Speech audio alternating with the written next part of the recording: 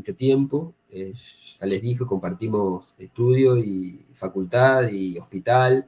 Él después se va al Hospital Provincial del Centenario y es kine de planta de la unidad de terapia intensiva del hospital, también en Rosario, pero está en la esfera del gobierno provincial. Yo, que estoy en el Hospital de Emergencia Clemente Álvarez, está en la esfera municipal. Pero obviamente es una terapia de tercer nivel de complejidad, un hospital de tercer nivel de complejidad. De hecho, ustedes tienen cirugía cardiovascular, Leo, que nosotros no tenemos, Sí, obviamente porque nosotros somos de emergencia y trauma, ellos tienen cirugía, y por ahí en esos, el tema de hoy también está un poco más ligado, que utilizan mucho más ventilación no invasiva que nosotros, que en el hospital nuestro no la utilizamos de rutina, algunas veces con ciertos pacientes muy puntuales, y tiene mucha experiencia en eso. Así que bueno, Leo, un gusto. Bueno, muchas gracias. Y todo tuyo. Listo, bueno, vamos arrancando. Compartí.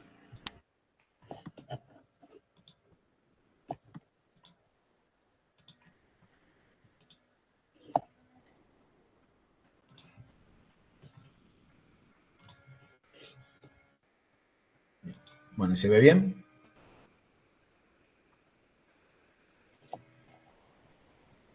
Sí, se ve bien, se ve la pantalla completa. Bueno, bien, lo que vamos a ver ahí, lo vamos a hablar un poco de soportes ventilatorios no invasivos, ¿sí? Es lo que me pidió que hable Gustavo. En realidad de la ventilación no invasiva y de la cánula nasal de alto flujo. Bien.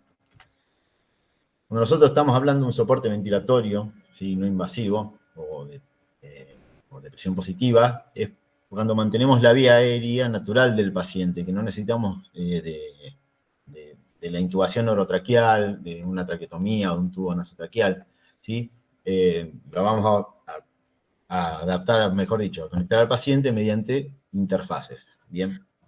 ¿Por qué? Porque la idea es tratar de evitar la intubación orotraqueal de los pacientes, y siempre que sea posible, porque el uso de estas intubaciones, de la ventilación mecánica invasiva, no sé si creo que habrá hablado algo Gustavo, va a exponer a una persona a múltiples complicaciones, ¿sí? Que se pueden originar en el momento, mejor dicho, en el procedimiento de la intubación o de la traqueotomía, como en el periodo de la ventilación mecánica invasiva o en el periodo de remoción del tubo traqueal. ¿Está? Entonces, la idea sería de tratar de evitar la intubación con estos dispositivos. Entonces, si nosotros tenemos un paciente que requiere de oxígeno suplementario, lo podemos suplir con la oxigenoterapia convencional, o sea, las máscaras Venturi, las cánulas nasales, está bárbaro. Pero hay algunos pacientes que, aparte de requerir oxígeno, van a necesitar de mejorar la ventilación alveolar. Y en ese tipo de pacientes vamos a utilizar la asistencia ventilatoria no invasiva. Como decía antes, evitar las complicaciones asociadas a la intubación orotraqueal. Esta es una de las ventajas que vamos.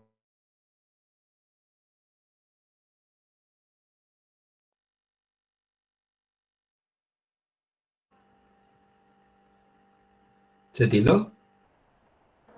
¿Se tildó? Sí, parece. Leo, se tildó un poquito, no sé si... Bastante sencillo en algunos casos, pone en riesgo la vida del paciente al hacer parálisis musculares, y después también las complicaciones por la intubación prolongada, traqueomalasias, disfagias que pueden generar en un paciente. ¿Bien? Mejoramos el confort del paciente, ¿sí? Es más confortable tener una máscara sobre la cara que tener un tubo puesto en la boca. Esto va a hacer que requiramos menos analgesia, menos sedación. Mantenemos los mecanismos de defensa de la vía aérea y el paciente puede hablar, puede comer, puede toser, puede expectorar. Es muy importante que el paciente nos comente qué es lo que le está pasando.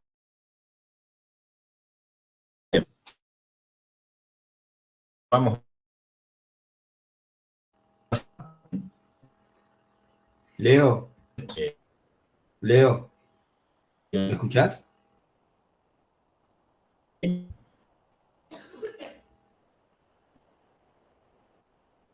Leo.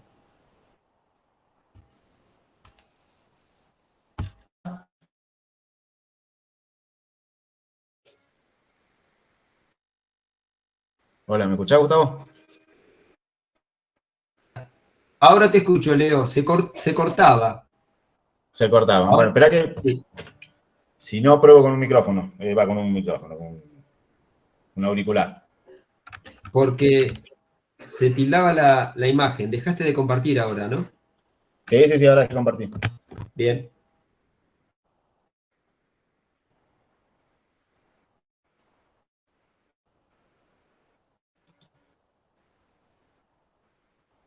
Hola, ¿se escucha? Sí, Sí. ahora se escucha bien. A ver, compartí. Bien, vamos de vuelta.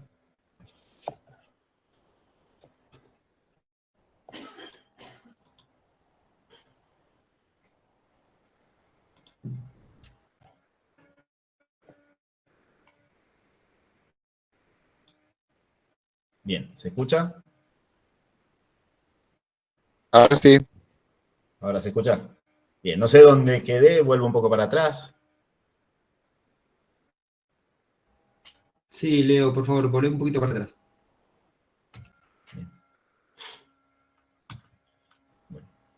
Ahí, en la anterior.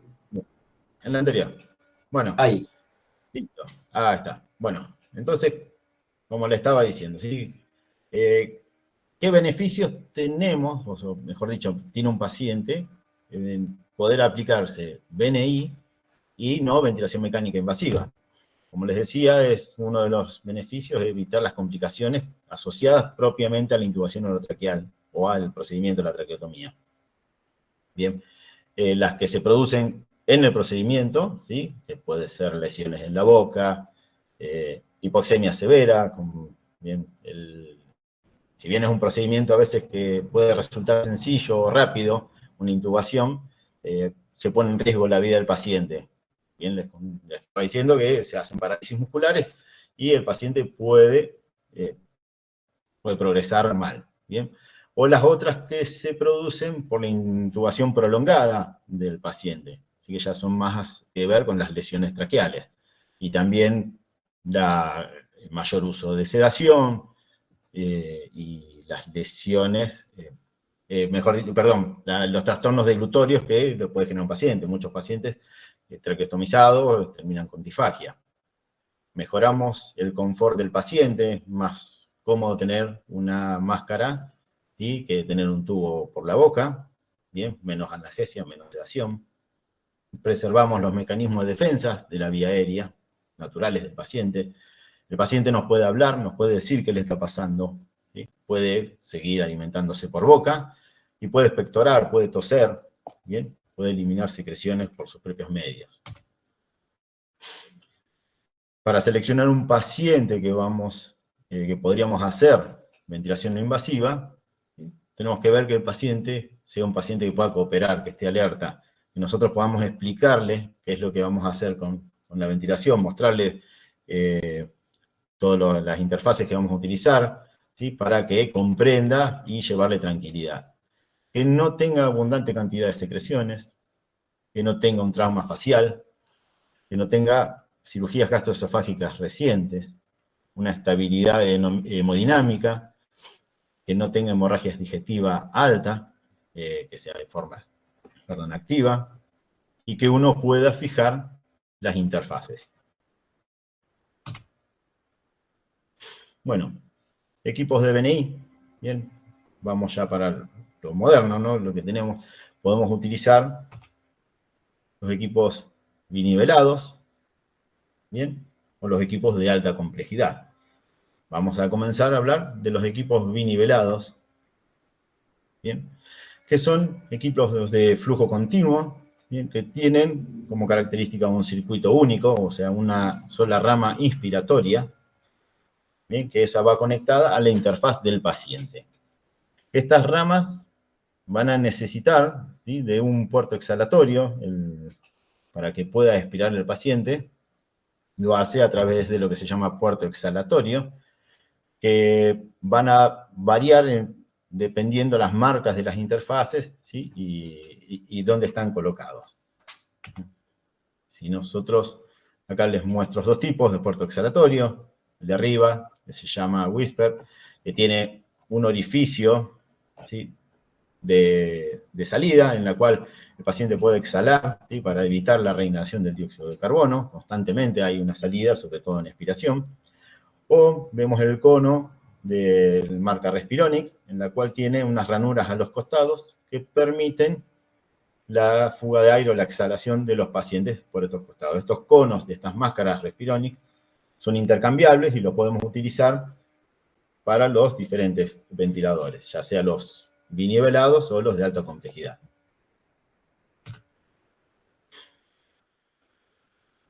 La entrega de la FiO2 en este tipo de ventiladores, ¿sí? se hace a través de un puerto, ¿sí? Se coloca el oxígeno, ¿sí? Tienen una conexión de oxígeno, ¿sí? en la cual no vamos a tener un flujo constante a veces, ¿sí? que va a variar esa entrega de FiO2 dependiendo de dónde está la conexión del oxígeno. Generalmente lo ideal sería conectarlo lo más distal posible del puerto exhalatorio. El puerto exhalatorio generalmente está, algunas máscaras los tienen sobre las máscaras y otras bien a la salida de la máscara. Como les decía, el tipo de lugar, ¿sí? La programación del ventilador, en qué modo lo vamos a ventilar, qué flujo de oxígeno estamos entregándole al paciente, el patrón respiratorio del paciente, si el paciente aumenta el volumen corriente a medida que va ventilando y el flujo que nosotros estamos dando de oxígeno es el mismo, se va a generar mayor dilución de oxígeno con ese volumen de aire y la FiO2 que le vamos a entregar no va a ser la misma, ¿no? Va a disminuir. ¿Te puedo hacer una consulta? ¿Cómo no? Perdón, ¿dijiste el whisper lo más lejos posible o el oxígeno? No, el oxígeno. El oxígeno Okay. lo más lejos posible del puerto exhalatorio. No se te había entendido, gracias. Perdón. Bien. ¿Cómo vamos a ver qué FiO2 le vamos a entregar a los pacientes? Bien.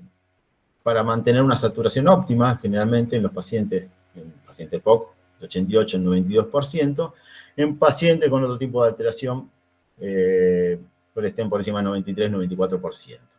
Y también nos va a modificar la FiO2 que le estamos entregando al paciente, la magnitud de la fuga que pueda llegar a tener por las interfaces. Bueno, ¿qué ventajas tenemos con este tipo de equipos, a diferencia de los otros? Son livianos, los podemos trasladar, pueden hacerse de ventilación domiciliaria, compensan mucho mejor las fugas, tienen una alta sensibilidad de disparo, o sea, menores esfuerzos del paciente, el disparo es mucho más rápido y el diseño es bastante sencillo. Las desventajas, bien, el circuito único, como estaba diciendo antes, la FiO2 que uno le puede entregar, las baterías no tienen un alto rendimiento, si bien han mejorado, algunos tienen mayores rendimientos, no tienen tanto rendimiento ahora. El monitoreo, también hay algunos que tienen, manejan buenas curvas y otros no, ¿sí? Y el sistema de alarma. Los ventiladores de alta complejidad, los que uno puede ver a nivel de la terapia intensiva, ¿sí? Los más comunes, los Teigman Movent, los Puritan Bennett. Estos pueden compensar hasta 30 litros de fugas, ¿bien? Las fugas son las pérdidas que se generan a través de los dispositivos, de las interfaces, ahora vamos a hablar un poquitito de eso, por las dudas, ¿sí? La ventaja es que nosotros podemos darle una FiO2 bastante aceptable, o bastante, mejor dicho, bien reconocida. El monitoreo de curvas que vamos a tener con los ventiladores, mucho mejor, igual que el sistema de alarmas. Un doble circuito con ramas inspiratorias y expiratorias, que podemos también ver qué volumen nosotros estamos entregando al paciente y el rendimiento de las baterías. Las desventajas, ¿sí? Es que con las fugas se nos van a alterar, o se nos pueden alterar el disparo, o sea, el inicio de la ventilación, el esfuerzo inspiratorio, y lo mismo que el ciclado. son grandes, son mucho más difíciles de trasladar, y la presurización a veces no se logra bien por las fugas que tiene. Si hubo una duda, me paran, ¿sí? Me vuelven a preguntar. Bien. Ya entramos acá en lo que son las interfaces. Las interfaces son los dispositivos que se utilizan para adaptar al paciente a la ventilación no invasiva. Lo ideal es buscar la más adecuada para cada paciente. Lo bueno sería que uno pueda disponer de diferentes tipos de dispositivos, de diferentes máscaras y de diferentes tamaños. Eso sería buenísimo, uno podría adaptar mucho mejor a los pacientes. A veces uno trata de adaptar a los pacientes a la ventilación no invasiva con lo que tiene, y por eso a veces, o muchas veces, puede llegar a fracasar. Dentro de las máscaras tenemos las máscaras nasales, las máscaras orales, las máscaras oronasales, la total face o total facial, el helmet o escafandra. Bueno, las características de una interfase de ventilación no invasiva. Vamos a ver la estructura dura, ¿sí? O rígida, que generalmente es de un policarbonato. La estructura blanda, que es la que va a ir en contacto con la piel del paciente, que pueden ser de diferentes materiales, como silicona, hidrogel, polipropileno, y la mayoría tienen una doble lámina para mejorar el sellado. El arnés, ¿sí? El velcro, algunos tienen velcro para sujetar el arnés, otros tienen imanes. Los puertos de oxígeno, puertos de CO2. La válvula antiasfixia, esta válvula antiasfixia es para los ventiladores binivelados, ¿bien? En los cuales tenemos una sola rama inspiratoria. Es una membrana que cuando hay presión positiva, esta válvula, esta membranita, cierra un orificio que tenemos acá. ¿Sí? El paciente puede inspirar y expirar, ¿sí? Inspira por acá y sale por el puerto exhalatorio, y ante cualquier inconveniente de que el ventilador deje de enviar presión positiva, ¿sí? Esta membrana cae y libera, deja esta zona para que el paciente pueda inspirar y expirar por ahí, ¿sí? Para evitar algún tipo de accidente. Las conexiones al ventilador, que podemos tener el puerto exhalatorio acá, en un cono o en la máscara, doble circuito y los puntos de agarre. Bien. Así son las máscaras nasales. Estas son las nuevas Respironic que vienen con todo este sistema de sujeción. Como beneficio, ¿sí? Tienen menor espacio muerto, o sea, dejan libre los ojos y la boca, solamente van a sujetar la zona de la, o sea, van a tapar la zona de la nariz, permiten que el paciente pueda hablar, pueda seguir comiendo, como antes, puede toser, puede expectorar, tienen menor riesgo de vómitos y generan menor claustrofobia.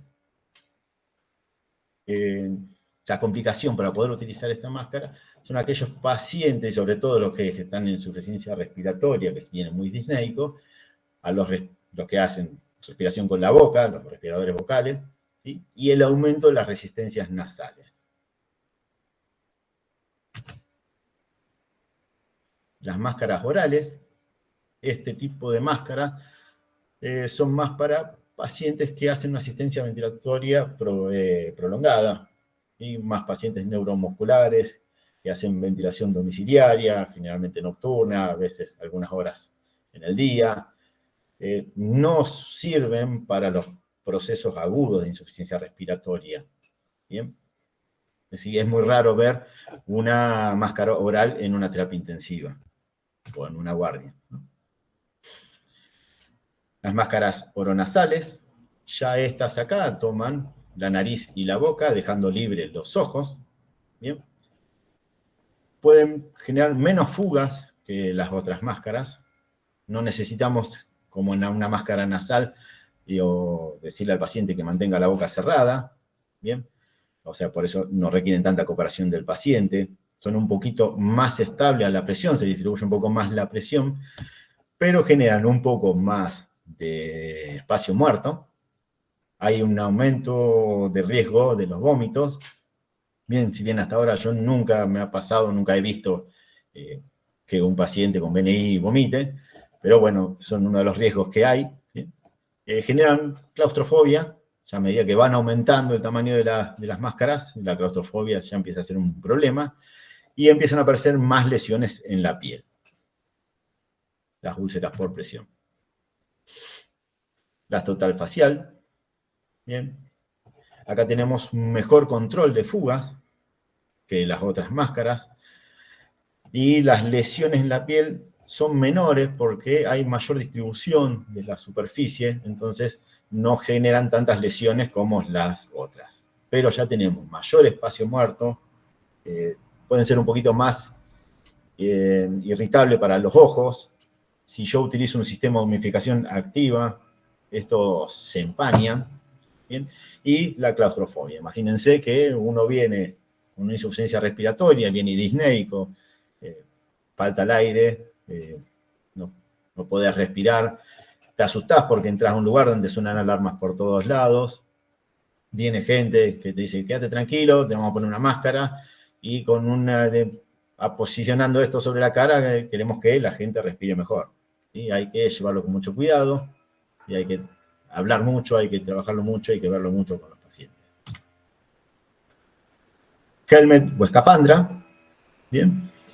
Estos cascos, ¿sí? Que se utilizaron muchos lados en COVID, volvieron a aparecer, ya se usaban antes, pero no tenían tanto uso como en la época COVID. Generan menores resistencias, no dañan a la piel, pueden llegar a generar lesiones a nivel de las axilas, porque tienen los soportes, los arneses van en las axilas.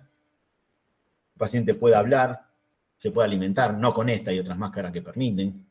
El paciente pueda alimentarse, puede mantener la tos. No necesitamos que el paciente colabore para colocar este tipo de máscaras, solamente que la soporte. ¿Bien? Ahora sí, el espacio muerto en estas máscaras es mucho mayor, son muy irritables para el oído, son muy molestas. Es más, la mayoría de las máscaras de estas vienen con tapones para los oídos, para que los pacientes, lo mismo que se utilizan para natación, que los pacientes se coloquen ese tipo de tapones. Claustrofobia que genera esto, ponerse una bolsa en la cabeza, ¿no? Y el lavado del dióxido de carbono es mucho menor. Bien. Acá tenemos un paciente, habíamos colocado un helmet, utilizando un ventilador, un Leistung, totalmente bien adaptado este paciente, era un paciente COVID, estaba muy bien adaptado, y bastante cómodo con su máscara, con su helmet. Bien. ¿Alguna duda hasta ahora? No. No, por ahora, bien. No. Te hago una consulta sobre el Leistung. Sí. ¿Funciona bien el Leistung con la BNI? El Leistung funciona bien con el alto flujo. Con el alto flujo. Con el alto flujo. A nosotros nos salvaron, o sea, cuando nos entregaron en pandemia los Leistung, nos salvaron para hacer alto flujo. Hacíamos alto flujo, si el paciente iba a intubación orotraqueal, cuando lo intubábamos cambiábamos el respi. Y le poníamos un Neumoven o los Puritan, y a esos lo dejamos para hacer alto flujo. Listo. ¿Sí? No, porque en uno de los hospitales donde estoy, que es municipal, también llegaron los Leistung, y no tengo buenas experiencias con la BNI, termino sacándola. Sí. O sea, y con la invasiva nos pasa lo mismo. Si vos lo tenés al paciente en una ventilación mecánica invasiva, en un modo controlado, que vos lo vas a tener sedado al paciente, no hay problema. Hasta por ahí, a veces las válvulas nos generan algunos inconvenientes. Claro, pero para mí es un problema de válvulas. Sí. Son válvulas muy duras, y no lograron por lo menos hacer lo que son las válvulas respiratorias a nivel del Neumoven. Perfecto. Bueno, me quedo tranquila que... No, sí. A nosotros o sea, nos vino bárbaro para utilizar alto flujo. En pandemia lo usamos como loco en alto flujo. Cuando intubamos, cambiamos el respi. ¿Sí? Perfecto, gracias. No hay por qué. Bueno, entonces, si hablamos de las interfaces, Bien, tenemos que buscar que tenga una buena estabilidad, que no tenga fuga, o la menor cantidad de fugas posible, que sea transparente, que sea liviana, hipoalergénica, mínimo espacio muerto, o sea que siempre tenemos que tratar de buscar la más chica posible, que haya varios tamaños, que dispongamos de varios tamaños para poder ver cuál es la que mejor le va a ir al paciente, que tenga baja resistencia al aire y que sean económicas, ¿no? Y por último, la fácil colocación. El arnés, bien, también, que sean fáciles de sujetar, que no sean muy complejos, que sean lavables, varios tamaños, adaptable a distintas marcas, livianos, bien, y de un material respirable. Bueno. Leo. ¿Sí? 2 cosas. Sí. Bueno, bonito y barato a veces no se consigue. No. Es un problema. No, problema. Acá Jessica dice pero ahora hablas de humidificación. Sí. Jessica, esperamos a ver si te contesta la pregunta. Porque te había salido una pregunta. Dale, listo. Ahí está, porque yo no veo las preguntas acá. Sí, no, por eso yo te las voy haciendo, no te preocupes. Listo. Dale, buenísimo. Sí, el tema de lo económico y a veces tratar de adaptar con lo que uno tiene. Tenemos las máscaras nuevas y después empiezan a perder las cosas, empiezan a desaparecer. No es fácil. Bueno, sistema de humidificación. Bien. Sí, a ver, nosotros cuando la humidificación y el control mucociliar es totalmente importante para la ventilación no invasiva, ¿no es cierto? Si nosotros tenemos una respiración normal, una persona va a tener una temperatura, ¿sí?, de 37 grados centígrados con una humedad relativa del 100%. Ahora, ¿no es cierto? Si las condiciones del calor y la humedad son inadecuadas, ¿no es cierto? Esto nos puede generar algunas dificultades. Entonces, ¿qué sistema de humidificación utilizamos para la BNI? El sistema de humidificación activo, ¿bien? Bueno, si no saben cómo funciona, este es un calentador externo, ¿sí?, con una rama inspiratoria que viene desde el ventilador, ¿sí? Va a pasar sobre este recipiente que tiene agua destilada, que va a estar calentado, ¿bien? Se va a humidificar y a través de la otra rama inspiratoria va a llegar al paciente.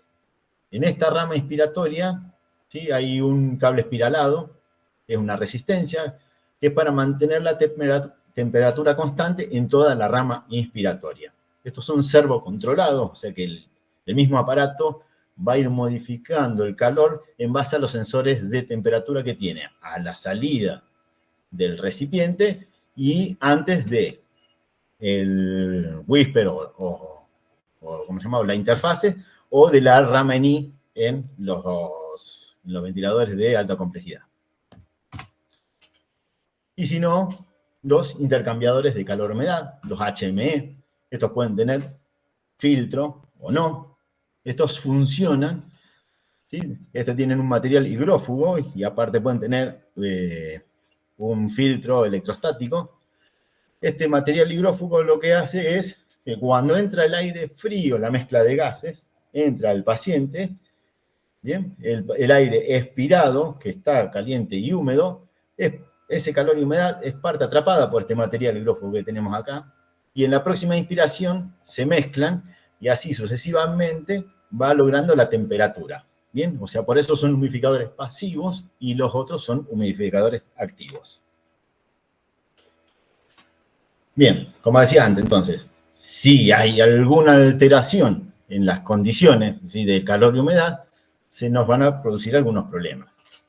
Puede haber aumento de la resistencia de las vías aéreas, aumento de la sequedad bucal, eso nos puede dañar la mucosa, todas estas cosas empiezan a generar mayor esfuerzo inspiratorio del paciente, y eso nos puede llevar a un fracaso que también puede generar dificultad en intubación orotraqueal y también tapones mucosos o atelectasias.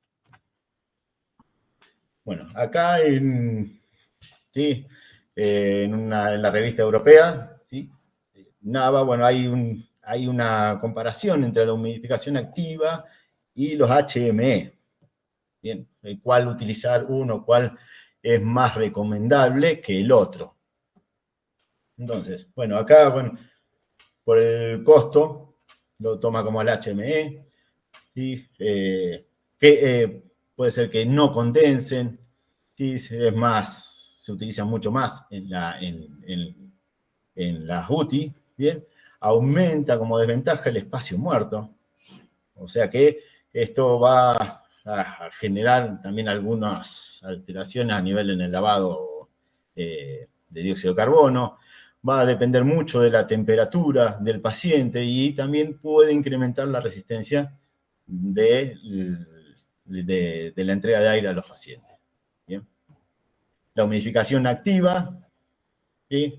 Es bastante bien recomendado en los pacientes que tienen temperaturas que no llegan a 37 grados centígrados, disminuye el trabajo respiratorio en comparación a los HME, mejora el lavado de dióxido de carbono, y sería como el mejor opción para los pacientes hipercámnicos.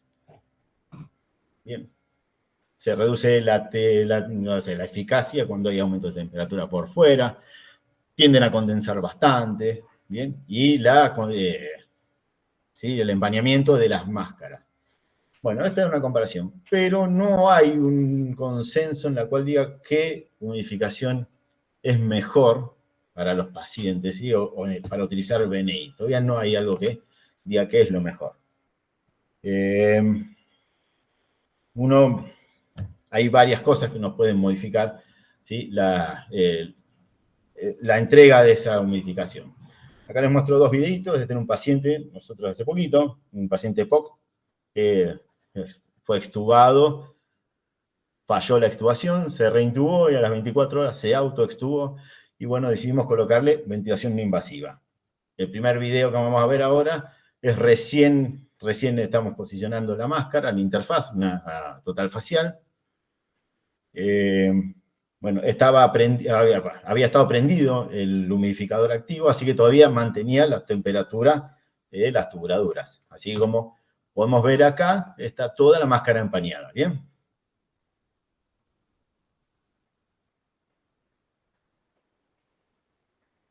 Ahí estamos intentando adaptarlo.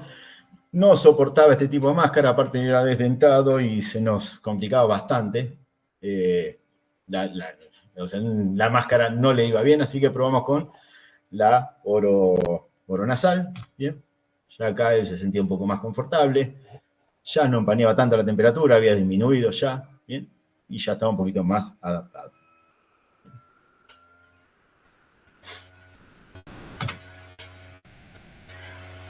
Bueno, bien con BNI, no sé si con humidificación, no sé si la pregunta se respondió o no. Acá la pregunta dice, ¿recomendar la humidificación pasiva en insuficiencia respiratoria aguda en BNI? Sí, a ver, yo recomendaría, ¿sí? Los HME, en los pacientes que vas a utilizar máscaras nasales o máscaras oronasales, y por ahí si vos utilizás la Total Face, utilizar los humidificadores activos. También todo esto va, a ver, vos pones un HME, pero si hay fugas, hay pérdidas ahí de aire, no deja de tener el mismo funcionamiento, ¿no? Lo ideal, lo bueno es que los pacientes mantienen, ¿sí? Su sistema de humidificación natural, que son las vías aéreas superiores. Eso es lo bueno. Pero bueno, por ahí hay muchos pacientes que respiran por la boca, entonces también cambian. Pero como consejo en un aire hipercápnica, utilizar más el humidificador activo, también ver qué dispositivo tenés de interfaces, y si no, utilizar los HME. ¿Sí? Que se te empañe la máscara y que no puedas ver nada, para un paciente no va a ser nada agradable tampoco. ¿Sí? Gracias, Leo. No hay por qué. Bueno, modos ventilatorios. Vamos a hacer algo medio rápido, porque ya creo que estuvieron hablando de los invasivos. Que los modos ventilatorios, bueno, son muy similares, o sea, son iguales, los ventilados, los limitados por volumen o limitados por presión, ¿bien? ¿Sí? Que van a compartir las mismas variables, las variables de disparo, las variables límite, las variables de ciclado y las variables de base, ¿sí? Que es la ventilación invasiva. Los volumétricos, ¿no? Que se va a entregar un volumen determinado, el inicio de la ventilación en este modo puede ser asistido si el ventilador detecta esfuerzos inspiratorios del paciente, o puede ser controlado o mandatorio si no hay esfuerzo ventilatorio del paciente o no es detectado, ¿no es cierto? Y se va a dar una frecuencia respiratoria programada. Los tiempos inspiratorios son fijos, al igual que el flujo, que es fijo. Uno puede modificar la onda, puede ser un flujo desacelerado o un flujo continuo. Y lo que se va a modificar en estos casos es la presión, que es la variable dependiente. Y esa presión va a depender ¿de qué? De lo que le está pasando, ¿no es cierto? De las impedancias del sistema respiratorio en el paciente, de las impedancias de todo el circuito de las interfaces que nosotros estamos entregando, del volumen que nosotros le damos al paciente, y también del esfuerzo inspiratorio que haga el paciente. Todo eso nos va a modificar la presión. No es un modo que se utilice tanto en ventilación no invasiva, ¿sí? Porque todas estas cosas que estuve diciendo hace que, si nosotros tenemos un paciente despierto, sea difícil de adaptar por los flujos fijos que está entregando. La ventilación controlada por presión, ¿sí? En este caso, la presión es lo que se determina, ¿no? ¿Sí? Para alcanzar un volumen prefijado, ¿no es cierto? El ventilador va a generar un flujo para dar una presión y el volumen el que nosotros querríamos alcanzar. También es asistido controlado, si el paciente tiene esfuerzos inspiratorios y el ventilador los detecta, los dispara, y si no es controlado, si no se detecta esfuerzo inspiratorio del paciente. En este caso, el flujo, cuando son ventilaciones por presión, el flujo es desacelerado y varía, ¿no? Los tiempos inspiratorios son fijos y la variable dependiente es el volumen. Es la que se va a modificar con todo lo que le vaya pasando al paciente, con las mismas características que le pasaba al paciente. Bueno, ventilación por presión de soporte también es un modo controlado por presión. En este caso es totalmente espontáneo, ¿bien? Y estos sí ya se utilizan en la ventilación no invasiva. Bien. El ciclado, o sea, el fin de la inspiración, siempre es por caída de porcentaje de flujo inspiratorio. O sea que el paciente va a determinar el volumen corriente, el tiempo inspiratorio y la frecuencia respiratoria la va a generar el paciente, ¿no? Por ahí, nosotros en los Neumoven uno tiene la posibilidad de poder hacer presión de soporte o ventilación no invasiva, que nos da un backup de una frecuencia respiratoria de base, por las dudas si el paciente no tiene ventilación espontánea, y aparte nos da la capacidad de compensar las fugas y volúmenes. Bien. Este es B-Level, ¿sí? Que también es un modo espontáneo, lo pueden encontrar como un B-Level ST, que significa que, aparte de ser espontáneo, uno puede programar también una frecuencia respiratoria por si el paciente hace apnea. Lo que hace este modo, ¿sí? Como lo dice el título, es un flujo elevado que va a ciclar entre dos niveles de presión. Una presión positiva alta, que es la inspiración, o IPAP, y una presión positiva baja, que es la expiración, o EPAP, que sería lo mismo que la PIP, ¿sí? Que la presión positiva de fin de expiración. Es muy similar a la presión de soporte. El CPAP, ¿sí? Que es una presión continua en la vía aérea, tanto inspiratoria como expiratoria. También es un modo espontáneo y tiene los iguales efectos que la PIP. Bien, a veces no se lo llama como un soporte ventilatorio porque no genera un soporte inspiratorio, pero bueno, da algunos beneficios en los cuales lo podemos tomar como un soporte ventilatorio, ¿no? Nosotros tenemos un paciente, ¿sí? Esto es un alvéolo, un gráfico de un alvéolo con una distensión alveolar. En la inspiración el alvéolo se abre, cuando expira el alvéolo tiende a colapsarse, ¿no? Cuando nosotros utilizamos PIP, ¿sí? El alvéolo intenta mantenerse abierto, ¿no? Dependerá después de la patología, ¿no? Bueno, esto es la programación. ¿Qué diferencia hay entre programar una ventilación por presión de soporte con una ventilación por bilevel? Bien, la presión de soporte siempre es por encima de la PIP, de la variable de base. O sea que todo lo que esté por encima de la PIP es presión de soporte. Cuando nosotros hablamos de bilevel, la presión de soporte del bilevel es la IPAP menos la EPAP. Eso es para tener en cuenta en un tipo de programación. Si yo tengo un paciente en presión de soporte de 7 centímetros de agua más 5 centímetros de PIP, me va a generar una presión pico de 12 centímetros de agua. Bien, la presión de soporte es de 7. Ahora, si yo supongamos que ese paciente que yo lo tenía en terapia intensiva y, bueno, supongo, no sé, por X causa, el paciente va a requerir de ventilación no invasiva, puede ser domiciliaria o puede ser en algunos lugares en la sala, y se lo coloca con un bilevel.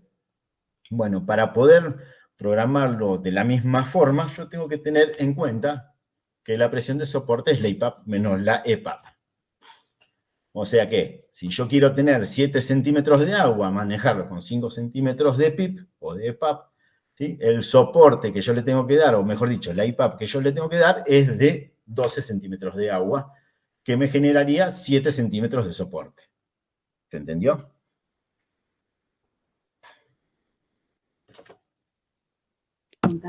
Sí, sí. Sí, se entendió.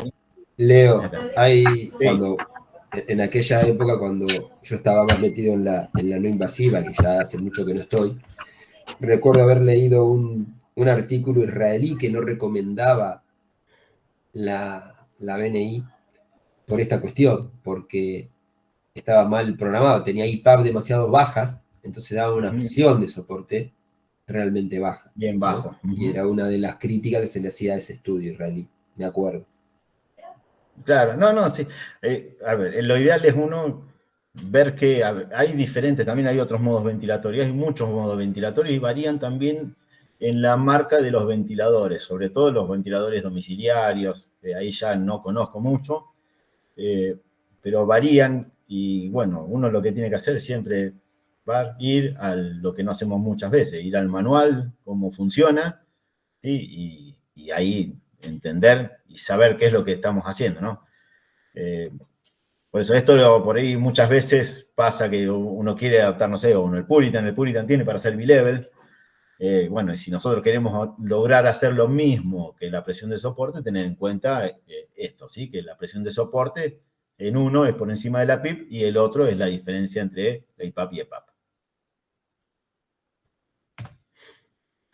Bien, este gráfico de presión-tiempo, ¿no es cierto? Nosotros vamos a ver en un modo espontáneo, sin ningún tipo de soporte ventilatorio. El paciente inspira y expira, inspira y expira. Si nosotros agregamos CPAP, ¿sí? O PIP, que es lo mismo, o EPAP, que es lo mismo, ¿bien? El paciente va a inspirar y expirar en un circuito presurizado, ¿bien? Sin ninguna asistencia en la inspiración. Ahora, cuando nosotros agregamos un soporte inspiratorio, una presión de soporte, en este caso está agregando 22 centímetros de EPAP, o sea que la presión de soporte sería de 12 centímetros de agua, 22 menos 10 centímetros de PIP. Bien, y ahí varía la presión, ¿sí? Que también lo más probable que nos variaría el volumen que le estamos dando al paciente, o que está manejando el paciente. Le damos más soporte inspiratorio.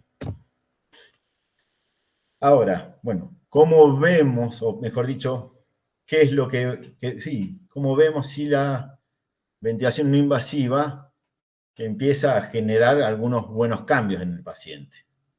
tendríamos que ver que la frecuencia respiratoria de los pacientes empiezan a disminuir. ¿Sí? Eso sería una de las cosas más rápidas que veremos. A consecuencia, aumenta el volumen corriente. Bien. Hay mejoría del intercambio gaseoso, con aumento de la PO2 y disminución de la PCO2, y a veces corrección del pH. Y mejorar la mecánica respiratoria o ventilatoria del paciente. La disminución o la abolición de los usos de los músculos accesorios o de la respiración paradojal. Esa sería una forma de ir viendo cómo va mejorando el paciente cuando uno intenta adaptarlo a la ventilación no invasiva. Bien, ¿cuándo usar BNI? Indicaciones, si nosotros nos entra un paciente, ¿sí?, que fue seleccionado, ¿no es cierto?, para BNI, y tiene estos signos y síntomas, podemos ir viendo si le vamos a hacer BNI. Que tenga disnea moderada o severa, una frecuencia respiratoria mayor a 25 por minutos, que use músculos accesorios, que tenga una respiración paradojal, o que tenga tipo de alteraciones gasométricas, como una hipercapnia, una PCO2 mayor a 45 milímetros de mercurio, una acidosis, el pH menor a 7,35, o una PAFI menor a 200. Ahora, ¿en quiénes no lo vamos a hacer? Si hay un paro cardiorrespiratorio, un paciente con una inestabilidad hemodinámica que vaya requiriendo cada vez más dosis de inotrópicos, que no tenga capacidad de protección de la vía aérea, que tenga una obstrucción fija de las vías aéreas superiores, paciente que tenga una traqueostomía, el rechazo del paciente a la ventilación no invasiva, ¿sí? No podemos pelear contra eso, si el paciente no quiere, no podemos pelear contra eso, y que tenga algún tipo de alteración facial que no permita poder adaptar la interfaz. Las relativas son las abundantes secreciones. ¿Sí? Si el paciente requiere de aspiraciones, o mejor dicho, si el paciente tose a cada rato porque tiene muchas secreciones, y las puede expectorar o no, o necesita de alguna asistencia para remover ese tipo de secreciones, nos va a poder empezar a complicar también la forma de adaptar a la ventilación no invasiva. Si tiene hematemesis, por ahí si el paciente tuviese una hemorragia digestiva alta, pero intercurre con melena y no con hematemesis, por ahí uno podría utilizarlo un poquito con más cuidado, ¿no? La cirugía esofágica o gástrica reciente, para tratar de evitar la dehiscencia de las heridas o la aerofagia, ¿bien? Y que no haya una colaboración del paciente, que tengamos un paciente con un Glasgow bajo, salvo en el caso que sea un paciente hipercámnico, un paciente EPOC, ¿sí?, que tenga con hipercapnia, y que nosotros podemos empezar a corregir un poquito esa PCO2 elevada y el paciente pueda empezar a responder un poco más. Bueno, predictores de fracaso. Cuando ya empezamos a ser mayores de 40 años, distrés severos, PAFI menores a 100, cuando hay una alteración del estado mental, paciente chocado, cuando tenemos una puntuación alta en los scores de gravedad, no sé, en los scores SAPS y Apache 2, pacientes muy taquipnéicos, y como les dije antes, pacientes con abundante cantidad de secreciones. Cuanto más de estos criterios tengamos, más fracaso va a haber en tratar de utilizar ventilación no invasiva. Bueno, ¿cuándo dejamos de aplicar la BNI? Si nosotros intentamos hacer BNI, intentamos colocar la BNI y hay excesivas fugas, no podemos adaptar las máscaras, no hay tolerancia por parte del paciente, que se generan asincronías, paciente-ventilador, o mejor dicho, ventilador-paciente, porque lo que nosotros queremos tratar de adaptar es el ventilador el esfuerzo del paciente. Entonces, por ahí las asincronías son ventilador-paciente. Cuando hay una disminución del estado de conciencia o la enfermedad de base va progresando. Bien, el control generalmente se habla a los 60 minutos, en algunos hablan de 2 horas de control de ventilación no invasiva. Por lo menos en nuestra experiencia, la ventilación no invasiva, si a los 30 minutos no logramos adaptarlo, generalmente va a fracasar, si no lo vamos a poder adaptar, y ya tenemos que pensar en otro dispositivo no invasivo o en una ventilación invasiva. Entonces, si no disminuye la frecuencia respiratoria, no hay mejoría del pH, no mejoramos la oxigenación, necesitamos cada vez más oxígeno, no disminuimos, ¿sí?, la hipercapnia, y empiezan a aparecer los signos de fatiga muscular. ¿Bien? ¿Dudas? Con ese tema. Bueno. Perdón. Sí. Con pacientes muy añosos, puntualmente. Y muchas veces tenemos como esa disyuntiva en el cual decir, bueno, está bien, con BNI funciona, le sacamos la BNI y se va al tacho, pero sabemos que si lo ventilamos no le damos chance. O sea, ¿cuánto lo toleramos en BNI? ¿Cuál es el límite para decir? Pues ya a veces lo ves, pero ya tiene hasta la cara escarada de la misma máscara, porque tampoco hay muchas máscaras que digamos. Entonces vos decís, porque a veces le planteas al médico y te dicen, no, pero yo prefiero que tenga la cara lastimada y no terminar ventilándolo. Entonces siempre es como un tire y empuje, ¿no? Sí, es muy difícil. Llega en un momento, y eso creo que pasa en todos lados, llega en un momento en el cual uno, cuando hace un soporte ventilatorio no invasivo, entras en una encrucijada y decís, ¿y ahora qué hacemos acá?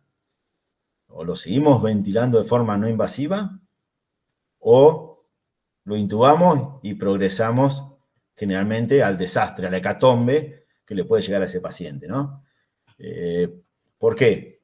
Porque a lo mejor en nuestra intención de tratar de evitar de intubar a un paciente, y viendo que por ahí hay algunas cosas que decimos, bueno, che, pero está un poquito mejor, lo aguantamos, y dentro de eso el paciente va a ir generando, sobre todo, y esto es lo más común en verlo en los pacientes que tengan baja complacencia pulmonar, ¿no es cierto?, que van a utilizar grandes volúmenes, o sea, grandes presiones, que se pueden generar, ¿sí?, la autolesión infligida, ¿sí?, por la ventilación mecánica, y llegás a un punto en el cual vos decís, ¿qué hacemos ahora?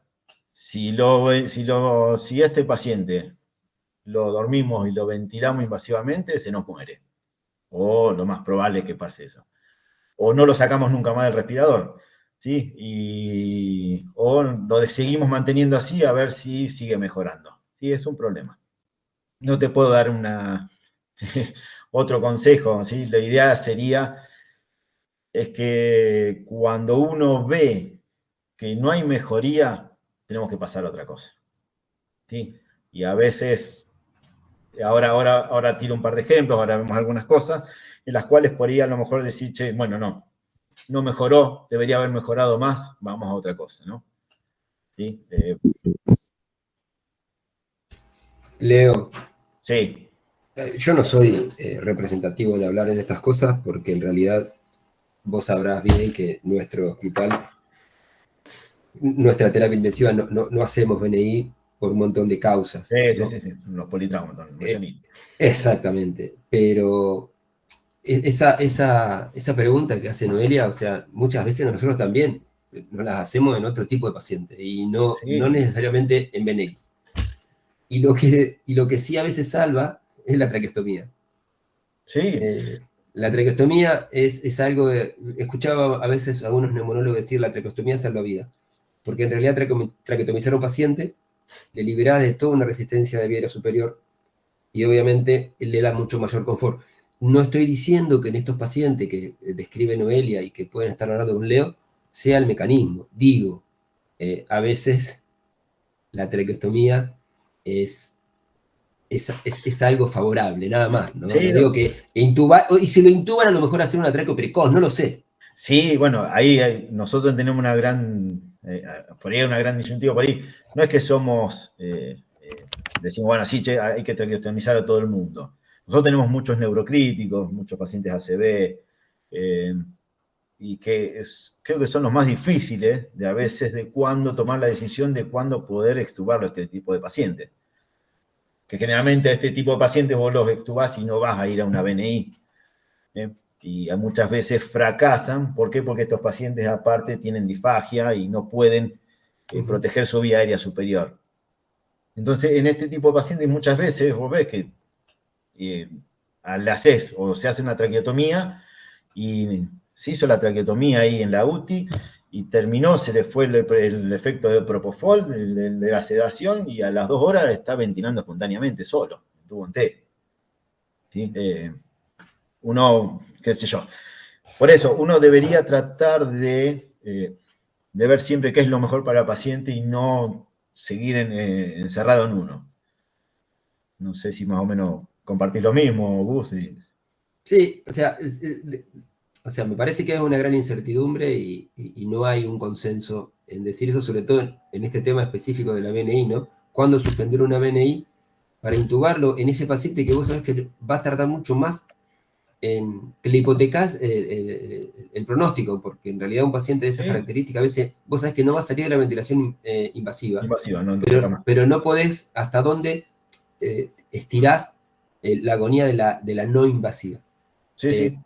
Yo creo que más allá de las cuestiones, ella nombró de escaras y demás, yo creo que lo que rige es la estabilidad clínica del paciente. O sea, cuando ya las variables no las podés controlar con la no invasiva, tenés que tomar una decisión. Y se tomará, y se intubará. Esto es lo que rige. Así es. Sí. A ver, ejemplo. Sí, hay un gran ejemplo con los soportes ventilatorios, que hubo un cambio gran importante, fue en la pandemia. Bien, y la primera ola, más allá de que fueron diferentes tipos de pacientes lo que nosotros tuvimos en la primera ola a la segunda ola, la primera ola eran pacientes más añosos. Nosotros intentamos sostener un poco más los soportes no invasivos, un poquito más de tiempo, y creo que ahí fue un gran error. Puede ser que nosotros con ese tratar de sostenerlo un poquitito más, porque veíamos que los pacientes, si lo intubábamos, se nos venían abajo, tuvimos una mortalidad un poco más alta.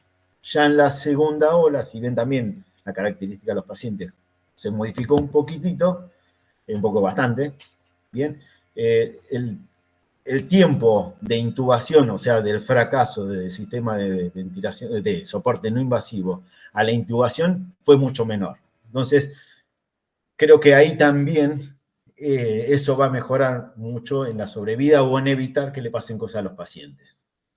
Pero bueno, eso hay que tomar en consenso entre todos en la terapia intensiva, ¿no? Y a veces las visiones de uno no son las mismas que de otro.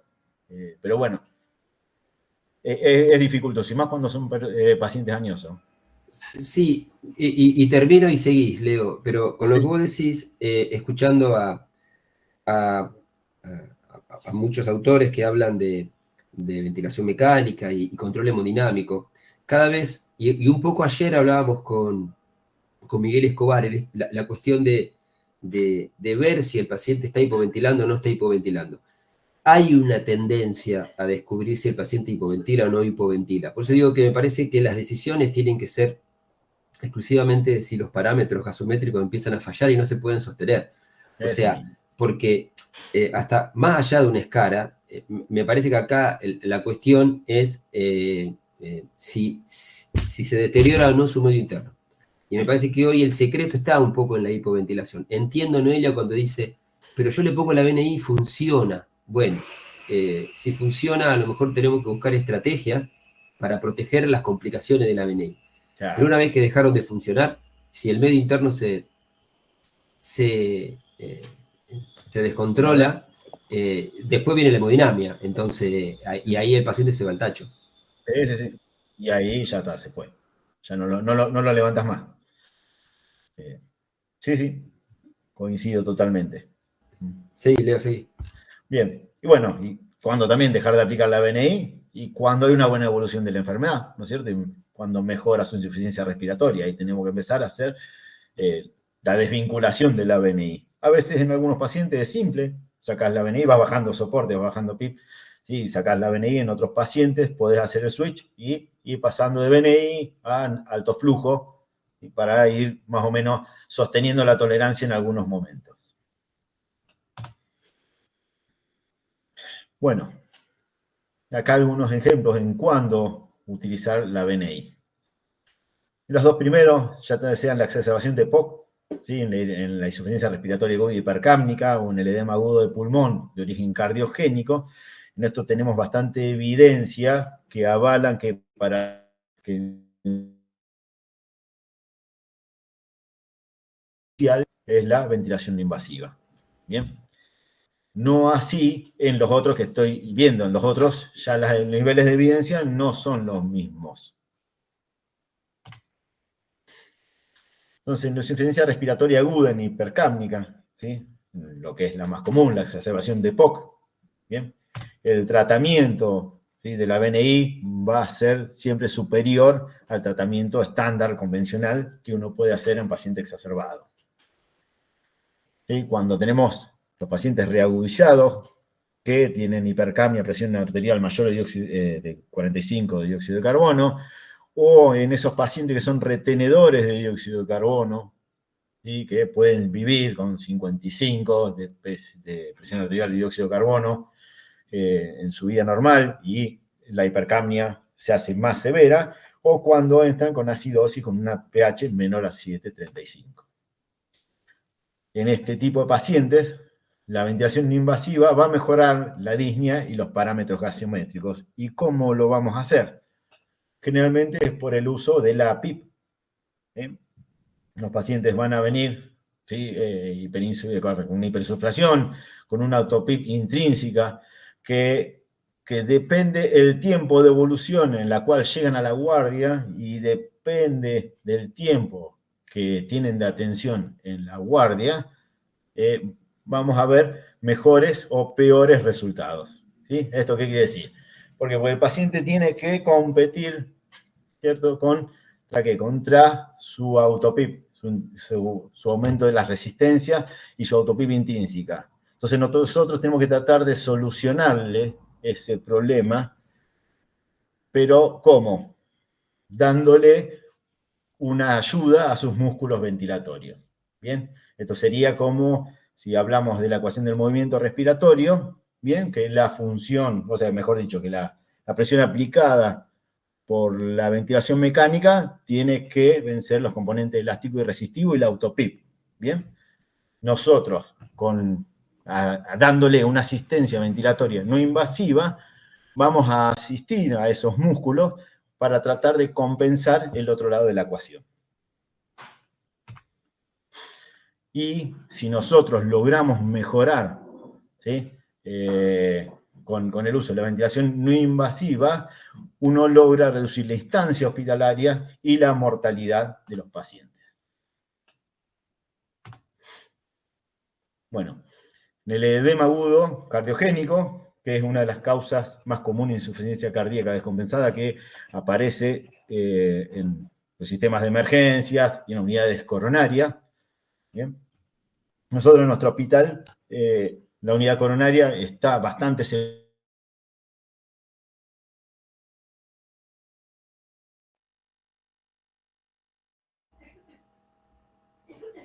nos llaman para ir a ayudar o asistir a los pacientes que tienen allá, sobre todo más en ventilación invasiva, que no lo manejan los cardiólogos, que en la ventilación invasiva.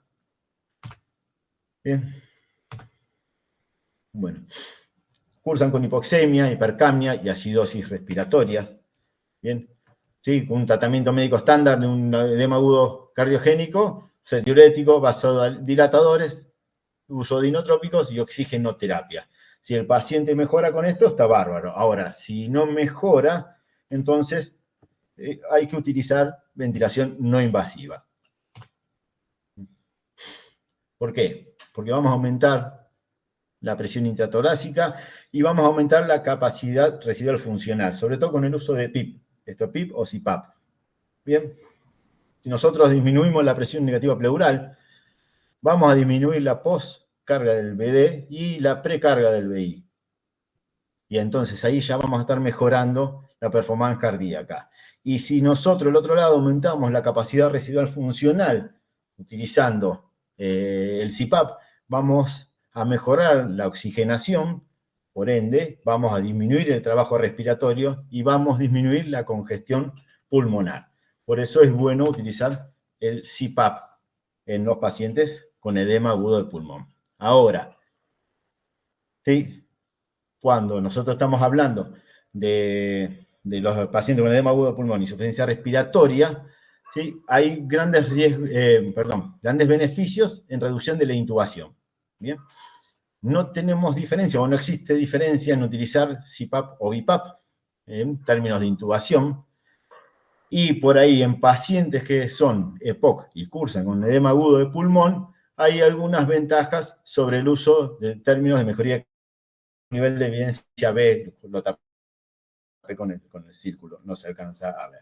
¿Bien? Ventilación no invasiva en insuficiencia respiratoria hipoxémica. Bien, todavía, si bien se utiliza mucho, es bastante controvertido, sobre todo en los pacientes que tienen una PAFI muy baja.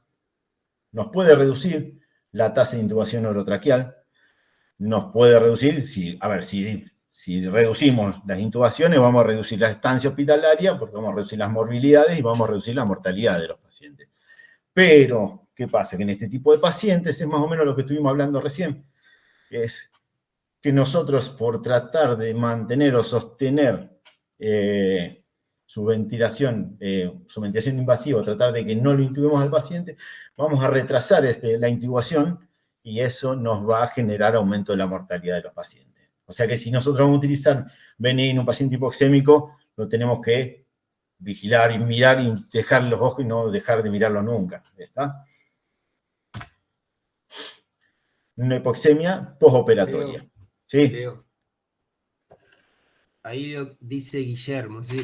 Le quería contestar vos. Dice, ¿por qué mejoraría la poscarga? Dice, del BD, ¿sí? Bueno, la poscarga del ventrículo en el edema agudo de pulmón. Bien. Sí, porque aumentamos la presión de los grandes vasos, ¿sí? Dentro de las cavidades torácicas. Bien. ¿Está? Entonces eso va a hacer que la poscarga del BD. Sí, porque si no, capaz que después se acuestan a dormir.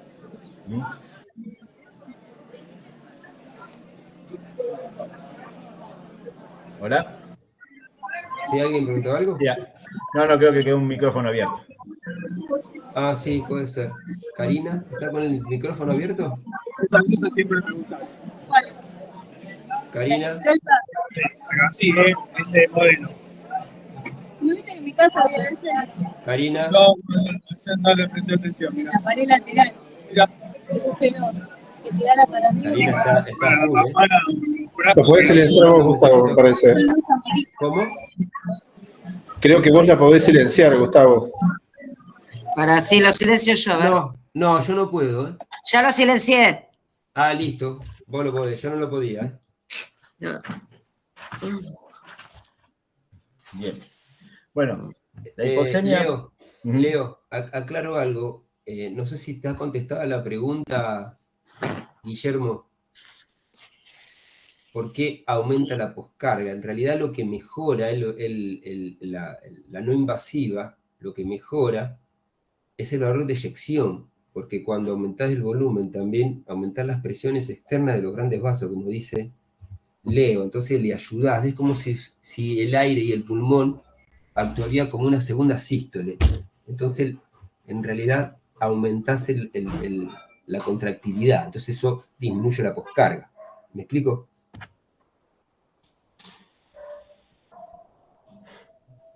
¿Se entendió? Sí.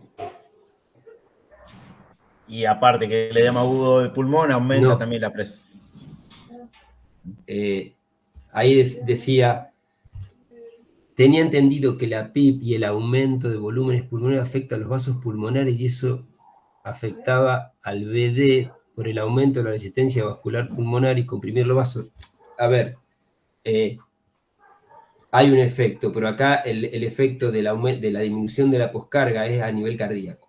Claro, en el otro caso es cuando nosotros tenemos un edema agudo pulmón no de origen cardiogénico, que lo tenemos en el paciente distresado.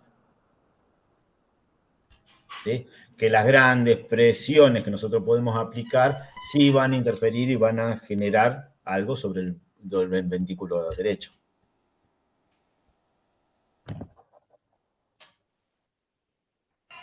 Listo. Bien. Bueno, una hipoxemia postoperatoria es muy común, ¿sí? Es muy común. Es algo común que cuando viene un paciente que sí sufre de una cirugía, generalmente abdominal o torácica, bien, va a generarse o va a tener una hipoxemia. Bien. En este gráfico lo que vemos es el diafragma, ¿sí?, en posición erguida, cuando un paciente está en decúbito dorsal, cuando empezamos a inducir la anestesia, la parálisis muscular, todas estas cosas van haciendo que la presión abdominal vaya aumentando sobre la caja torácica. Por ende, va desplazando el diafragma y va disminuyendo la capacidad residual funcional. ¿Bien? Y más si hay una cirugía que va a aumentar más todavía la presión abdominal. Bien, todo esto lo que nos va a generar en un paciente cuando generalmente, o que bajan extubados de la cirugía, bajan hipoxémicos, y es porque generan, al tener una baja capacidad residual funcional, utilizar bajos volúmenes, generalmente atelectasias en las zonas dependientes del pulmón. Generalmente un 5 al 10% desarrollan insuficiencia respiratoria, con disnea, aumento de la frecuencia respiratoria, uso de músculos accesorios, a veces respiración paradojal, porque pueden llegar a tener alguna lesión sobre el diafragma, ¿sí? Y una saturación baja. En estos casos es bueno utilizar, o por lo menos plantearse el uso de una ventilación no invasiva, sobre todo de PIP, para mejorar la capacidad residual funcional de esos pacientes. Más allá de después sentarlo lo más rápido posible, hacerlo toser lo más rápido posible, sacarlos de la cama lo más rápido posible, ese tipo de pacientes. Los pacientes inmunocomprometidos, bien, ¿cuál sería el beneficio de utilizar una ventilación invasiva? Evitar las intubaciones orotraqueales. Este tipo de pacientes, si uno lo tiene que intubar, sí son muchísimo más propensos a sufrir complicaciones, sobre todo respiratorias, y sería bastante, o sea, intubar a un paciente de esto es casi como someterlo a la muerte. En el retiro de la VNI, perdón, era de la ventilación mecánica invasiva,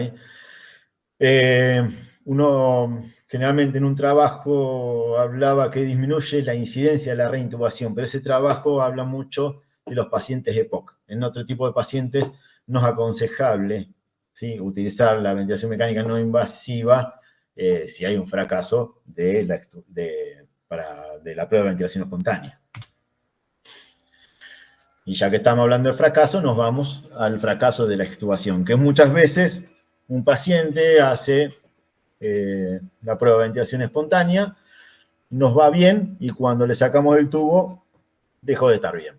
Bien, y ese paciente va a requerir de ver si lo podemos salvar de reintubarlo al paciente, porque la reintubación nos aumenta la mortalidad en los pacientes, o si podemos utilizar una VNI. Una vez Esteban, en un estudio multicéntrico, evaluó el impacto de la VNI en el fracaso de la extubación y vio que no había ninguna diferencia entre los pacientes que aplicaban VNI y los que hacían una terapéutica estándar. ¿Bien? La incidencia de muerte, al contrario, fue mayor en el grupo de la VNI. Y esto se debe a que el retraso en la intubación fue mayor en el de la VNI. O sea que, para fracaso de la extubación, si fracasó, no hay que usar VNI y hay que intubar al paciente. O por lo menos, si vamos a utilizar una VNI, tratar de observar bastante al paciente y ver que en cualquier deterioro clínico que tenga, pasar a la intubación. Bueno, ¿cómo iniciar una VNI? Bien. Paciente debe estar semisentado, generalmente la cabecera a 45 grados. Tenemos que elegir qué tipo de equipo vamos a utilizar? Bien, explicarle bien al paciente qué es lo que vamos a hacer. ¿Sí? Esto de llevar tranquilidad, de mostrarle cuáles son las interfaces que vamos a utilizar, ¿sí? Cómo van adaptadas o cómo van sujetas en la cara del paciente. Tenemos que encender el equipo y empezar a silenciar las alarmas, porque van a empezar a sonar alarmas por todos lados. Y como le decía antes, llegar a una terapia intensiva con disnea, y una disnea grado funcional 4 generalmente, más el susto que te significa ir allá y tratar de adaptar las cosas, a veces hace que los pacientes se asusten mucho más, o les cueste mucho más estar tranquilos, ¿no?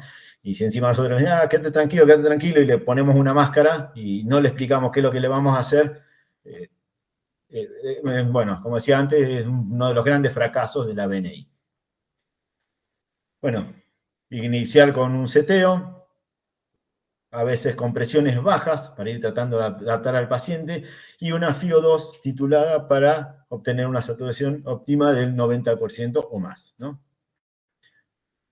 Nosotros utilizamos, ¿qué hacemos? Preparamos las máscaras, se las mostramos al paciente, encendemos el aparato, le mostramos, ¿sí?, cómo tira aire ese aparato, ¿sí? La sensación es decirle, bueno, que vas a ir en una moto a alta velocidad, eso es lo que vas a sentir.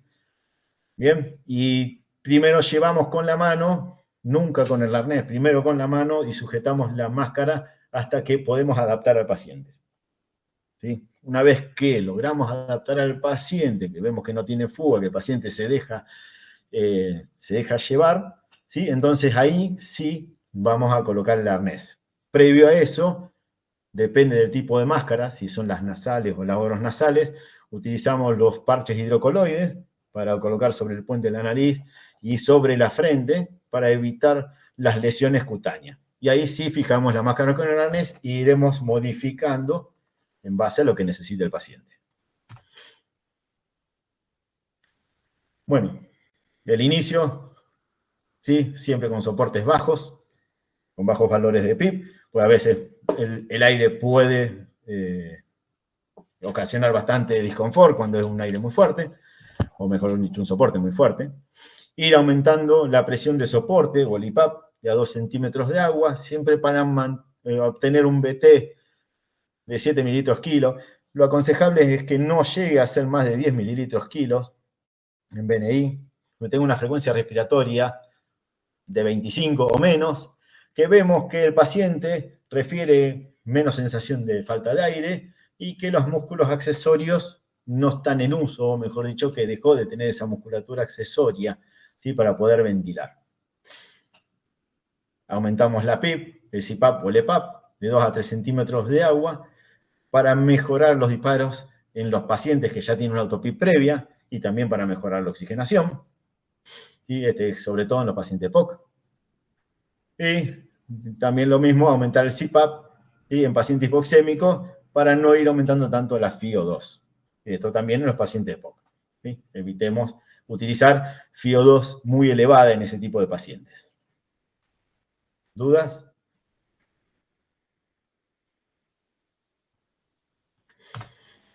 No, Leo, no. Fíjate el tiempo, Leito, nada más que... Dale. ¿Cuánto queda más o menos? Y ya estaremos justos. Yo sé que empezaste 10 minutos más tarde, dale. Pero más o menos. Listo, voy rápido, así Sí. hablo algo de alto flujo y le damos. Dale. Efectos adversos de la ventilación invasiva. Los que son relacionados con la máscara, como vemos ahí, la incomodidad, el eritema, claustrofobia, el rash, úlceras por presión. Y el tipo de soluciones que podemos darle, ¿bien? Disponer de otro tipo de máscara, colocar los parches hidrocoloides. Los otros, ¿sí?, relacionados con la presión o el flujo, cuando hay grandes fugas, ¿sí?, la congestión, obstrucción nasal, la sequedad de las mucosas. Bueno, si hay mucha sequedad, empecemos a utilizar los humidificadores, irritación ocular, dolor nasal, distensión abdominal. ¿Bien? Y las complicaciones raras, que son las broncoaspiraciones, la hipotensión o el neumotórax. ¿Bien?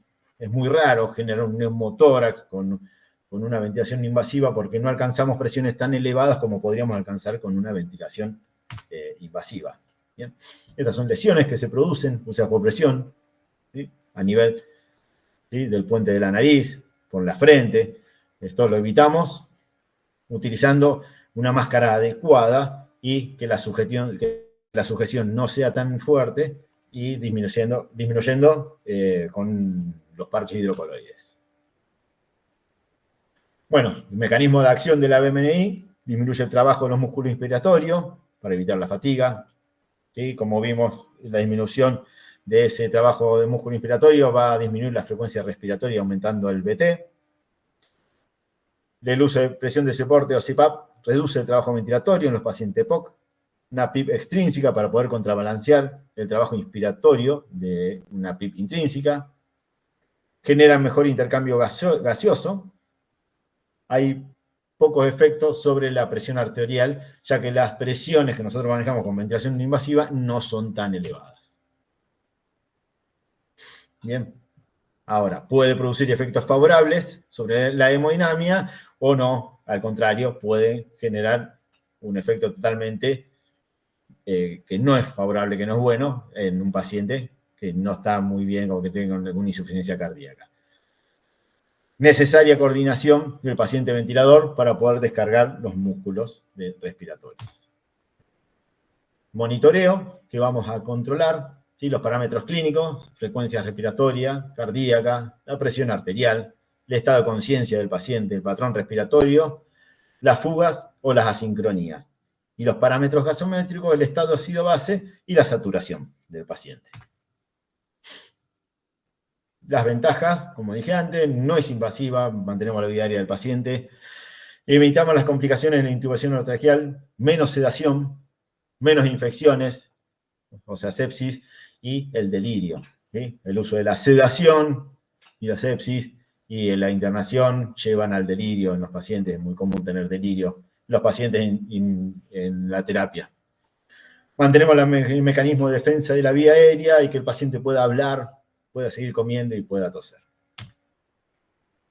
Bien.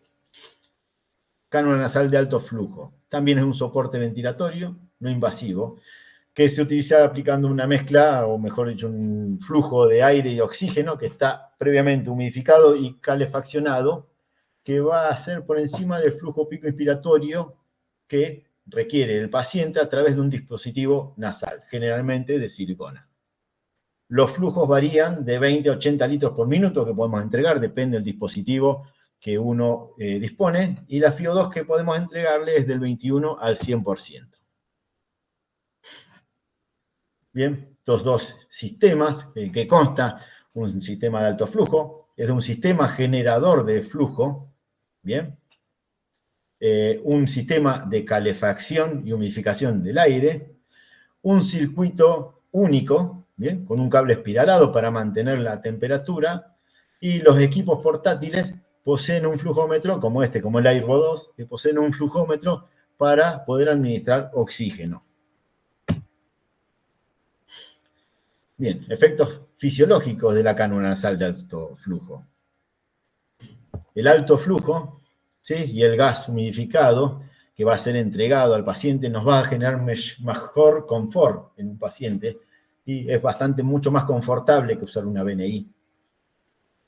Bien, esto nos va a disminuir la resistencia a las vías respiratorias, puede disminuir la sensación de disnea y disminuirá el trabajo respiratorio.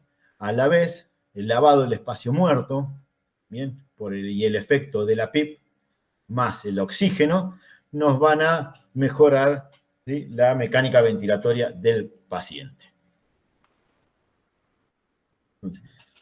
Tienen menor dilución del oxígeno administrado. Esto es un ejemplo. Si nosotros tenemos un paciente que requiere de 40 litros por minuto aproximadamente de flujo pico inspiratorio, nosotros le damos una cánula nasal convencional, más de 5 litros por minuto no es aconsejable utilizar, porque el aire frío que le da esa cánula va a ser bastante insoportable y puede llegar a lesionar. Entonces, vamos a tener solamente 5 litros de oxígeno y 35 litros que están de aire comprimido, del paciente, que van a diluir ese oxígeno que nosotros estamos administrando, disminuyendo la FiO2 que le estamos entregando. Con una cánula nasal de alto flujo, nosotros podemos administrarle el flujo necesario del paciente y la FiO2 mezclada en ese flujo. El lavado del espacio muerto, ¿sí? Las cavidades nasofaríngeas. Discúlpame, Leonardo. Sí. ¿Te puedo interrumpir un segundito? Sí, sí. Con respecto a lo que dijiste del oxígeno, con la cánula, con el alto flujo, ¿le estoy entregando esos 30, si yo lo pongo a tantos litros, son esos litros que le estoy entregando, o se lo pongo a 35, o también se va a diluir con el aire ambiente? No, si el paciente mantiene la boca cerrada, o sea, el éxito del alto flujo es también que la colaboración del paciente. El paciente tiene que respirar por la nariz, ¿bien? Ahora, la FiO2 que yo le voy a entregar al paciente va a estar, ¿sí?, dada a la que yo setee, a la que yo programe, y que se va a mezclar con el aire, ¿sí?, para generar un flujo al paciente. ¿Está? Entonces No es exacta la FiO que le estoy dando. Sí, a ver, va a ser mucho más exacta, va a depender de otras cosas. Si las narinas son un poco, las narinas de la cánula nasal son más chicas, si el paciente no cierra la boca, eso me va a influir seguramente en la FiO2 que le estoy dando, porque parte se va a perder. Okay, son soportes ventilatorios no invasivos, entonces por ahí uno setea, programa, vos podés programar, esto lo podemos hacer con los respiradores, como decimos nosotros, utilizamos los Leistung para hacer esto, o los TECME que también tienen, ¿sí? Y uno setea qué FiO2 le querés dar al paciente. Seguramente que alguna dilución, algo de aire ambiente, puede llegar a... Lo puedo setear, pero es como que no sé si siempre es real lo que le seteé, o se puede llegar a diluir con respecto a la demanda del paciente, ¿no? Y va a ser más real, porque por ahí vemos que el paciente necesita más demanda, aumentamos el flujo, ¿sí?, y no el oxígeno. Entonces, con eso uno puede compensar esa falta de flujo, ese soporte, con aire y no con oxígeno. Bueno, gracias. No sé no hay por qué. Bueno, el lavado del espacio muerto, ¿sí?, la cavidad nasofaringea, ¿sí?, es parte del espacio muerto anatómico. Colocar una cánula nasal de alto flujo hace el lavado del espacio muerto, ¿sí?, siempre con boca cerrada, ¿bien?, y eso favorece a disminuir el espacio muerto, ¿sí?, del paciente. El efecto PIP, ¿bien?, ¿sí?, también siempre a boca cerrada. Más o menos, entre flujos de entre 30 a 50, 30 a 60, se pueden lograr presiones expiratorias de entre 2, 3 centímetros de agua hasta 5. Algunos autores hablan de 7 centímetros de agua de PIP. Creo que es mucho para lograr 7 centímetros de agua de PIP, siempre con boca cerrada y no con boca abierta. Ya con boca abierta se pierden 2 a 3 puntos de PIP. Entonces, algo de PIP podemos mejorar o darle al paciente con una cánula nasal de alto flujo. Bueno. Y el aumento del volumen pulmonar. ¿Sí? Hay un estudio en el cual se hizo con impedancia eléctrica y en la cual se pudo observar que con el alto flujo aumentaban volúmenes pulmonares. ¿Cuándo usar cánula nasal de alto flujo? En insuficiencia respiratoria aguda tipo 1. Bien. En la necesidad de oxígeno, que cada vez que un paciente requiera grandes dosis de oxígeno, podemos darlo de forma más confortable con un alto flujo que con una terapia convencional. Como soporte de un paciente en una post-extubación, para preoxigenación antes de intubar a un paciente. Esto generalmente en los pacientes que hay que hacer secuencias de intubación rápida, en esos pacientes que son severamente hipoxémicos y necesitamos hacer una intubación rápida y bueno, se preoxigena o con el alto flujo o con la BNI. Bien. En los tratamientos paliativos, en esos pacientes que no tienen indicación de intubación orotraqueal, bien, también es mucho más confortable que usar una BNI. Bien, esto también usado a analgesia. Y por ahí hay que tener en cuenta en la insuficiencia respiratoria hipercápnica en esos pacientes que no toleran las cánulas, la BNI. ¿Cómo vamos a monitorizar si lo que estamos haciendo está dando buenos resultados? Bien, con el índice de ROX, la saturación, la frecuencia respiratoria, frecuencia cardíaca y la mecánica respiratoria del paciente. Bien. El índice de ROX es la relación que existe entre la SAFI sobre la frecuencia respiratoria. Bien, nosotros no necesitamos hacer nada invasivo para poder controlar al paciente, no tenemos que estar sacando un ácido base constantemente para ver si hay una mejoría en el intercambio gaseoso. Bien, entonces, el índice de ROX sigue evaluado en las primeras 2 horas. Si hablamos de un puntaje por debajo de 2.85, tenemos que considerar la intubación orotraqueal. Bien, acá aumentando el soporte, reevaluando, si mejora el índice de ROX, continuamos. Bien, así, a las 2, a las 6 y a las 12 horas. Aparte de esto, también es bueno utilizar la clínica del paciente y ver si ese paciente, esa taquipnea que puede llegar a tener, o esa hipoxemia, no se acompaña de músculos accesorios. Si nosotros tenemos un paciente con un ROX bajo y uso de músculos accesorios, no demorar nunca la intubación orotraqueal. Ahora, si ese paciente, el ROX es bajo, pero la mecánica ventilatoria es aceptable, podemos ver, ¿sí? Eso dependerá en cada lugar, podemos ver si podemos extenderlo un poco más. Un video de una paciente, la cual la teníamos con alto flujo, también una insuficiencia respiratoria aguda, un distrés, una paciente COVID, bien, la cual tenía 90 de saturación con 90 de FiO2, lo van a ver ahí, ¿sí? 90 de FiO2 y un flujo de 65 litros por minuto, con una frecuencia respiratoria de 46 y una cardíaca de 67. Bien. Bien, esta paciente,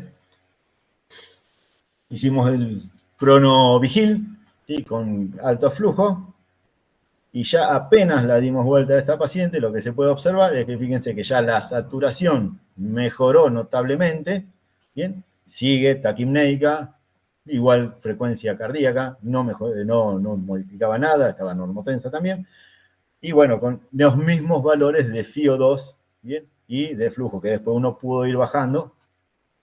Esa paciente estuvo 24 horas acostada boca abajo, no se quiso dar vuelta porque se sentía mucho mejor así.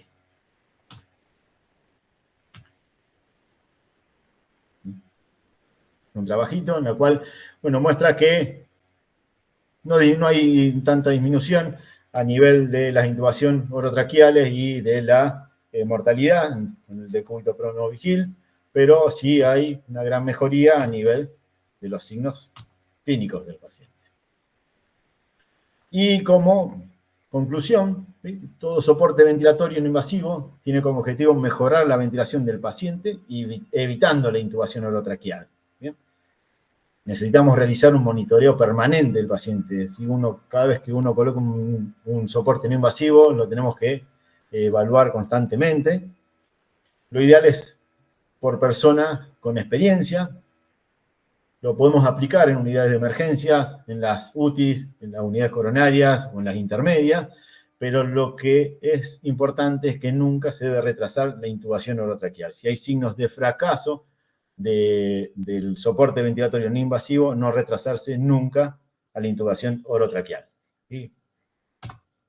Bueno, muchas gracias.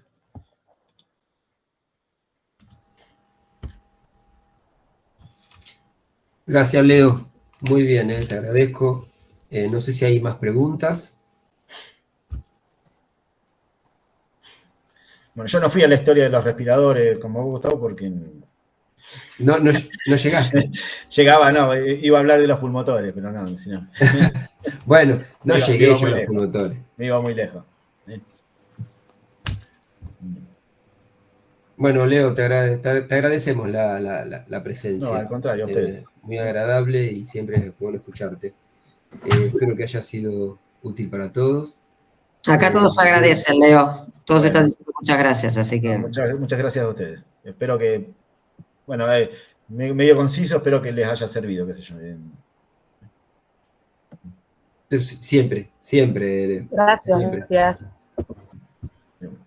Bueno. Te agradezco, Leito. Un placer. Nos estamos viendo y obviamente quedás comprometido para las próximas. Dale, muchas gracias. Bueno, que tengan buen fin de semana. Gracias, igualmente. Igualmente. Chao, hasta luego. Chao, Leito. Bueno, Marce, a todos. Buen fin de semana. Mañana a las 9, chicos. Mañana a las 9, chicos. Hay que estar en el hospital, que van a arrancar primero con los... el cirujano va a empezar a dar trauma de tórax y abdomen. Y después de ahí nos vamos a dividir en 3 estaciones para que vayan viendo todo lo que es, por un lado, electro, por otro lado, trauma y por el otro lado, ventilación mecánica. Les pido que estén puntuales, ¿sí? Marcela, te iba a preguntar, para ubicar en el auditorio, ¿no? El segundo piso del auditorio. Cuando ustedes igual entren al hospital, en el hospital va a haber una lista con los nombres de ustedes que le van a anotarlos, van a buscarlos ahí. Si están ustedes, los van a dejar subir, ¿sí? Así que perfecto. se presentan y de ahí tomen el ascensor al segundo piso. Perfecto, gracias. Buenísimo. Les hago una pregunta. ¿Gómez Agustín está acá? ¿Gómez Agustín? Sí, acá estoy. ¿Qué pasó? ¿No tenés otro nombre? No me Andrés. sale tu nombre, me sale Gómez uno solo, que es Gómez Matías Damián. No, Gómez Agustín Andrés. Pero siempre estoy por... Agustín es mi primer nombre. Sí. Bueno. Que no aparezco. Ahí está, sí, estás abajo de todo, no sé por qué estás tan abajo. Está bien, estás en la lista, sí, listo. Ahí está, ahí te encontré. Porque justo también hay un Gómez Damián, que no, bueno, no sé si estará, pero no debe estar, si no contestó, entonces me creaba la duda. Listo. Perfecto. Gracias. Marce. Sí. 2 minutos, quédate ahora cuando los estudiantes, los colegas ya terminen. 2 minutos que te quiero decir algo. Bueno, dale. No cortes, dale. No, está.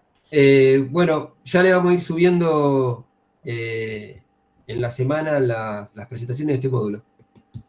Bueno, muchas gracias. No, de nada, gracias a ustedes. A ustedes, chicos. Hasta mañana. Buen fin de semana. Muchas gracias, buen fin de. Igualmente, gracias. Todavía hay 14. No se quieren ir los chicos.